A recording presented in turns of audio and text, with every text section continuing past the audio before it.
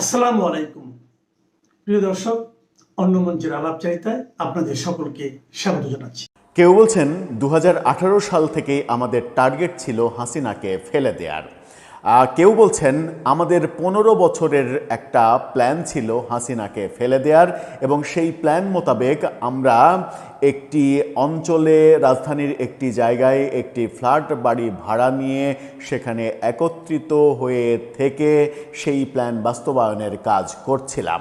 এরকম চাঞ্চল্যকর দুটো মন্তব্য এসেছে এনসিপির দুই শীর্ষ নেতার মুখ থেকে, এক নাসিরুদ্দিন পাটোয়ারি আর এক হান্নান মাসুদ। সম্প্রতি নির্বাচনের আগে পরে দুইটা গণমাধ্যমের সঙ্গে ইন্টারভিউয়ে তাদের এই চাঞ্চল্যকর স্বীকারোক্তি সামনে এসেছে, এবং এই চাঞ্চল্যকর স্বীকারোক্তি থেকেই বোঝা যায় যে 2024-এর যে কোটা আন্দোলন ছিল সেটা আসলে কোটা আন্দোলন ছিল না, সেটার মাস্টার প্ল্যানই ছিল শেখ হাসিনাকে উৎখাত করা। কিন্তু এই প্ল্যানের পেছনে তাহলে সহযোগিতা করেছে কে, অর্থলগ্নি করেছে কে? এবং এই প্ল্যানটা যদি শেখ হাসিনা পতনের প্ল্যানই হয় তাহলে কোটার আন্দোলন কেন শুরু হলো? কি বলছেন এই দুই নেতা? নিজেরাই নিজেদের গোপন তথ্য ফাঁস করে দিয়ে এক ধরনের বাজে সিচুয়েশন তৈরি করছেন কিনা, নিজেদেরকে বিপদে ফেলছেন কিনা, জুলাই বিপ্লবকে প্রশ্নবিদ্ধ করছেন কিনা, জুলাই বিপ্লবের পেছনে মেটিকুলাস কোনো পরিকল্পনা, ষড়যন্ত্র ছিল, এগুলোকে প্রতিষ্ঠিত করছেন কিনা, সেই প্রশ্নগুলো এবার সামনে এসে যাচ্ছে অনেক বেশি করে। চলুন একটু জেনে দেখি যে এই দুই নেতা অ্যাকচুয়ালি কি বলার চেষ্টা করছেন যাতে করে জুলাই বিপ্লবের মহত্ব কলঙ্কিত হতে পারে। থাকবেন পলিটিক্স টিভির নিয়মিত আয়োজনে।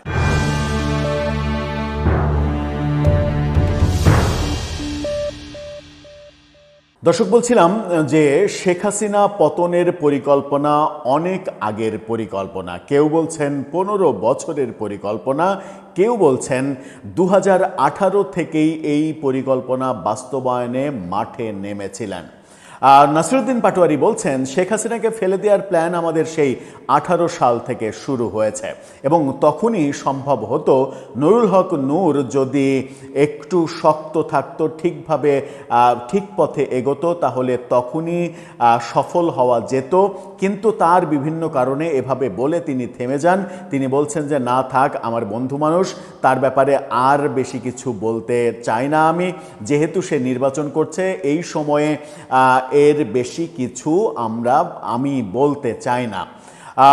এই মন্তব্যটা নির্বাচনের ঠিক আগে আগে করেছিলেন কোনো একটা গণমাধ্যমে। এই সময়ে এসে সেগুলো আরো বেশি করে সামনে আসছে। এক্স্যাক্টলি তিনি কি বলতে চাইলেন একটু ছোট্ট করে শুনে আসুন। আমাদের অনেক আগে থেকে টার্গেট ছিল শেখ হাসিনাকে ফেলানো, কারণ আমরা 18 সালেও চেষ্টা করেছিলাম। কিন্তু নুরুল হক নূর আরেকটু হলো, আমি ওগুলো এখন না বলি, যেহেতু সে এখন ইলেকশনে দাঁড়িয়েছে, আমার বন্ধু মানুষ।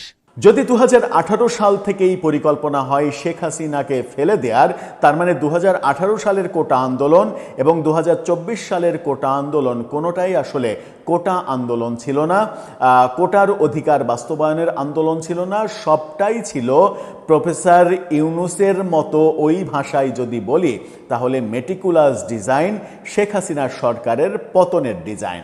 এবং শেখ হাসিনার সরকারের পতনের যদি ডিজাইন হয়ে থাকে তাহলে এই ডিজাইন পেছন থেকে কে করেছে? তাহলে কি প্রফেসর ইউনূসের সেই কথাই সত্য যে মেটিকুলাস ডিজাইনে শেখ হাসিনা সরকারকে পতন হতে বাধ্য করা হয়েছে, এবং তার মাস্টার মাইন্ড মাহফুজ আলম এরকম বিল ক্লিন্টন ফাউন্ডেশনের প্রোগ্রামে যে পরিচয় করিয়ে দিয়েছিলেন সেই তথ্য সত্য? প্রফেসর ইউনূস কি এই মেটিকুলাস ডিজাইনের প্রধান পৃষ্ঠপোষক ছিলেন? পেছনে থেকে, পর্দার অন্তরালে থেকে তিনি মূলত এই ছাত্র সমাজকে পরিচালিত করেছেন? তাকে ফোন করা, জোর করা, আসতে না চাওয়া, রাজি না হওয়া, এগুলো কি শুধুই অভিনয় ছিল?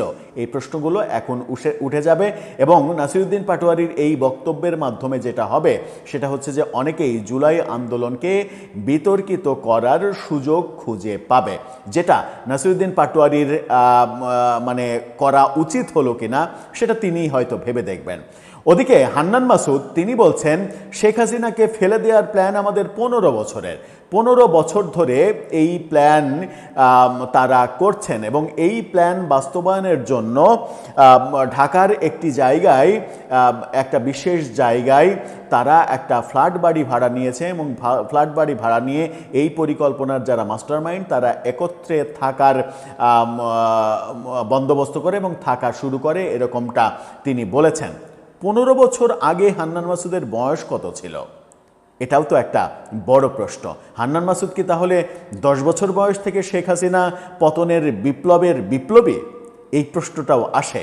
এই 15 বছর বলতে হান্নান মাসুদ কি বোঝাতে চাইলেন? এবং এখানে একটা মারাত্মক কথা বলেছেন যে তাদের প্ল্যান ছিল বিশ্ববিদ্যালয়গুলোকে প্রভাবিত করা, ছাত্র সমাজকে প্রভাবিত করা, যেন ছাত্র সমাজ উদ্বুদ্ধ হয়, তাদের ডাকে সাড়া দেয় এবং শেখ হাসিনা পতনের আন্দোলনে ঝাঁপিয়ে পড়ে।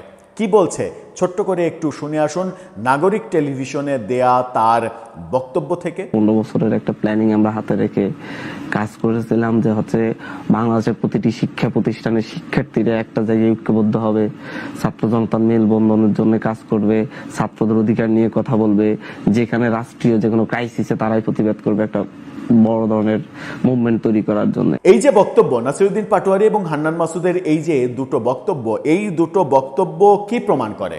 এই দুটো বক্তব্য প্রমাণ করে যে কোটা আন্দোলন কিংবা ছাত্রদের অধিকার আদায়ের যে আন্দোলন, ছাত্ররা মেধার ভিত্তিতে চাকরিতে সুযোগ পাচ্ছে না, এই যে বয়ান, এগুলো সবই মিথ্যা প্রোপাগান্ডা ছিল। তাদের মূল এজেন্ডা ছিল কোটা নয়, মূল এজেন্ডা ছিল শেখ হাসিনা সরকারকে ফেলে দেওয়া এবং সেই এজেন্ডাতে তারা সফল হয়েছে। তাহলে কোটার আন্দোলন ভেবে যে সকল ছাত্রছাত্রী অনেকেই যারা নিজেদের প্রাণ বিসর্জন দিলেন, তারা কি প্রতারিত হলেন? এই প্রশ্ন যদি কেউ করে ফেলে তাহলে কি সেই প্রশ্নটা অবান্তর হবে? যদি সরকার পতনের আন্দোলনই হয়ে থাকে, যেটা ওই আগস্টের 3 তারিখের দিকে গিয়ে ঘোষণা করা হলো এক দফা সরকার পতনের আন্দোলন, তার আগে পর্যন্ত এটা কোটা আন্দোলনই ছিল, তাহলে ব্যাপারটা মেলে না আসলে। তাহলে কি এই বিপ্লবীরা আজকে মানে ক্ষমতার মসনদের একটু ছোঁয়া পেয়ে নিজেদের কথা বলার কাণ্ড জ্ঞান হারিয়ে ফেলছেন? তারা কি মানে অসচেতন হয়ে মন্তব্যগুলো করছেন?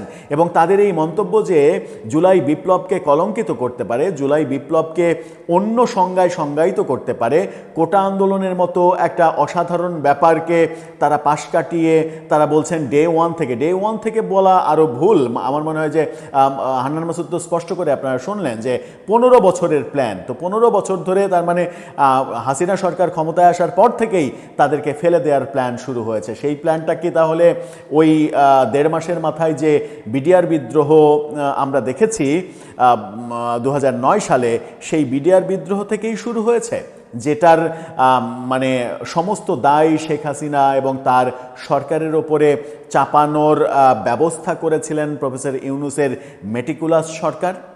অনেক প্রশ্ন সামনে এসে যায়, কিন্তু যত প্রশ্নই সামনে এসে যাক না কেন, আমরা অন্তত এটা চাই না যে ছাত্র জনতা কোটা আন্দোলনের যে মহতি উদ্যোগ নিল, যদিও সেই উদ্যোগটা শেষ পর্যন্ত মহতি থাকেনি, কারণ ওই মুক্তিযুদ্ধ এবং মুক্তিযোদ্ধার বিরুদ্ধে যে সকল বক্তব্য মিছিল এগুলো দেয়া হয়েছে, মুক্তিযোদ্ধার 2 গালে জুতা মারো তালে তালে এরকম অধ্যত্বমূলক মিছিল পর্যন্ত আমরা করতে শুনেছি, সেগুলো কোনোভাবেই সম্মানজনক ছিল না। তবুও এটা অধিকার আদায়ের আন্দোলন ছিল।